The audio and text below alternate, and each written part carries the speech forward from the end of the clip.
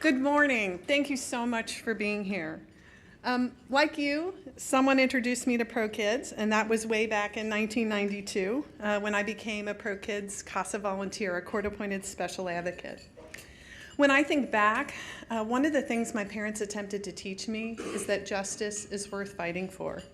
I went to law school to learn how to be a lawyer, but it was volunteering at ProKids that truly taught me how to advocate. A year later, after becoming a volunteer, I joined the staff as an attorney. Now, as a CASA volunteer, I was assigned to speak up for children who'd been abused and neglected and were placed in foster care. My role was to get to know them, understand their needs, and advocate for them. I was privileged to work closely with ProKids staff, including my volunteer supervisor known as a CASA manager, and a ProKids attorney. Together, we were an advocacy team. Our first job was to make sure that the children were safe. Then we needed to make sure they had access to services to help them heal. And what they're healing from is the trauma of abuse and neglect, but also from being taken from the only family they'd ever known. We needed to advocate passionately and persuasively on behalf of our children's best interests before the Hamilton County Juvenile Court, which oversees all the children in the child protection system. And ultimately, we were making recommendations to the court about who should raise these children.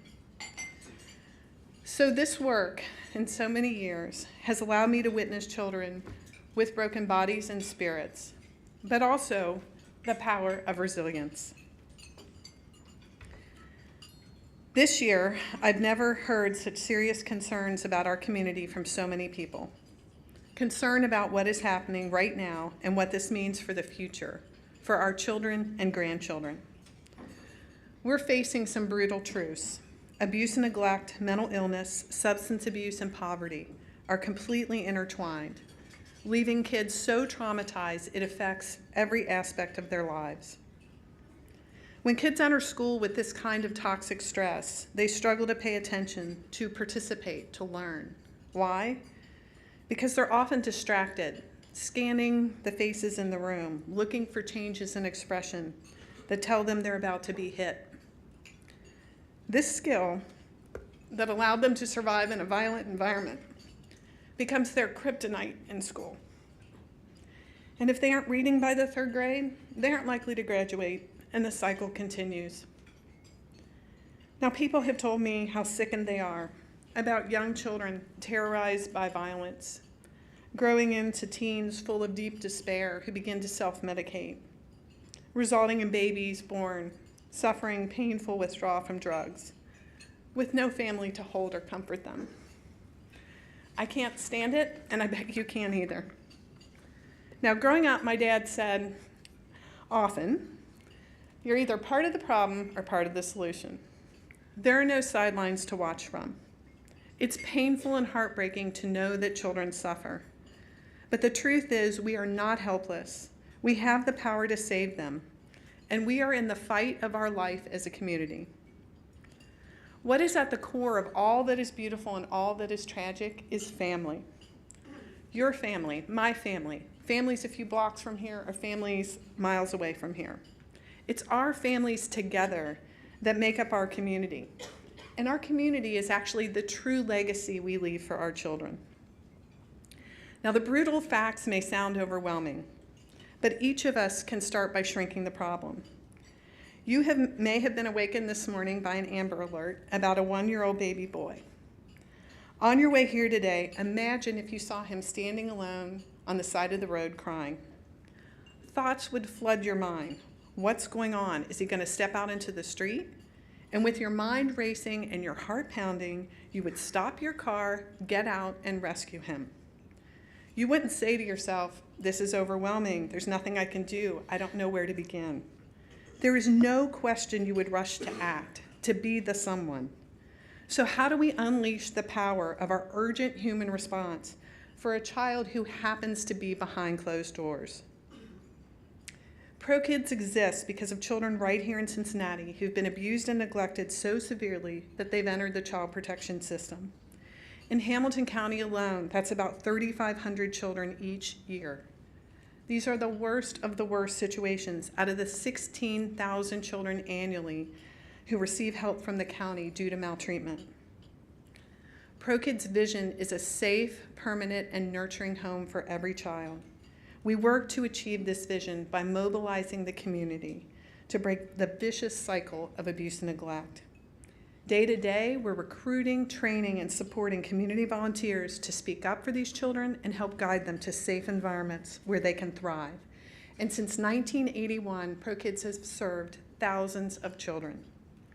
Now, CASA volunteers are amazing people who bring the gifts of time, common sense, and caring. They come from all walks of life and are united in their deep belief in a safe, permanent, nurturing home for every child. CASAs are in the front line every day, visiting our children, calling social workers, therapists, and teachers, and working with these individuals to create plans to get children to their forever family. ProKids volunteers and staff collaborate with all sorts of busy, hardworking professionals from every system that touches a child's life. And we work to create alliances within the child protection system to maximize outcomes for our children. We need everyone to pull together for our kids because their lives hang in the balance. The lives of children like 3-year-old Maya with a head full of curls and a sweet smile that will melt your heart and a love of swimming. She was born to a teenage mother on the run, involved in violent crime and now in prison. Maya's mother's childhood was full of physical and sexual abuse. We didn't get the opportunity to serve Maya's mother, but we have the privilege to help break the cycle of abuse and neglect for Maya. We are fighting to make sure that Maya is not given to relatives who failed her mother, and instead is adopted by the foster care family who has raised her since she was a baby. In just a few weeks, the trial begins that will determine her fate. I have the honor of being the ProKids attorney on Maya's case, and I'm here this morning to thank the ProKids community for being there for Maya, and to invite others to stand up for our children. It was inspiring this morning to see so many community members raise their hands to take the oath to serve our children, to be the someone. But another brutal truth we must face is that children are pouring into the system. In just the last 2 years, there's been a 36% increase in the children entering the court system due to abuse and neglect. There is no sign of this letting up. Today, there are so many foster care children right here in our community waiting for our help. And as long as these children are simply the responsibility of the system, we as a community don't see them or treat them as our own, and children like Maya won't be in the safe, permanent, nurturing home every child deserves. Why? Because the foster care system was designed to meet the needs of children temporarily, not to raise them, and it is overburdened by the staggering increase in children who need help. There's so many unanswered questions. How will this trauma affect these kids? Will they self-destruct or lash out? Will they heal?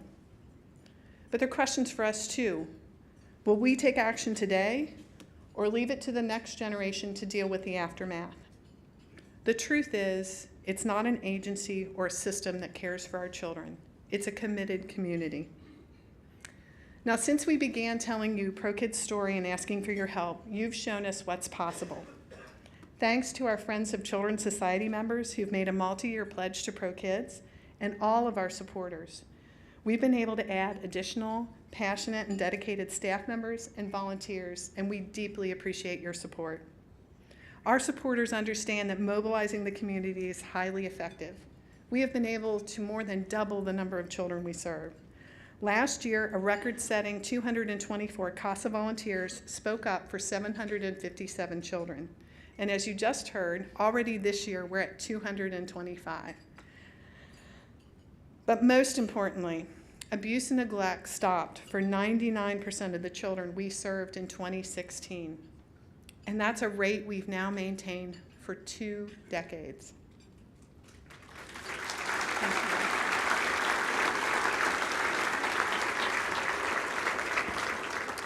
But there's a lot more to do.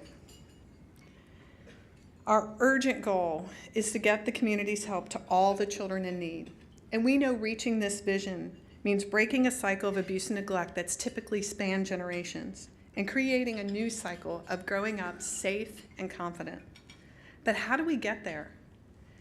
With more people spreading the word about our children, with more volunteers stepping forward to serve, and with more staff to train and guide them. But that's not all. We also need to disrupt the influx of children into the system by launching new strategies to locate capable and caring relatives to take custody of our children. These relatives have often divorced themselves from dysfunctional family members after years of trying to help. Sometimes they don't even know the children are in foster care, and we need to find them for our kids. And we need to build stronger alliances for our children, welcoming more experts in planning, research, and team building from our community's most respected businesses and academic institutions to volunteer to help optimize these systems that serve our children. We need to deploy them throughout the child protection system wherever they can be a catalyst for better outcomes for our kids. Doesn't every child deserve a safe, permanent, and nurturing home? Would all the CASAs in the room please raise your hand very high so everyone can see where you are?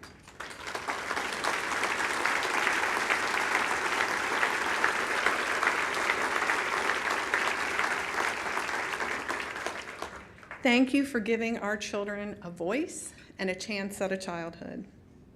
Now they raise their hands to be the someone who commits to help put the pieces of a child's life back together one piece at a time, but also our community back together one child at a time. They can't do it alone. They need others to commit to be the someone who stands behind them. I hope you will join them today and raise your hand. Thank you.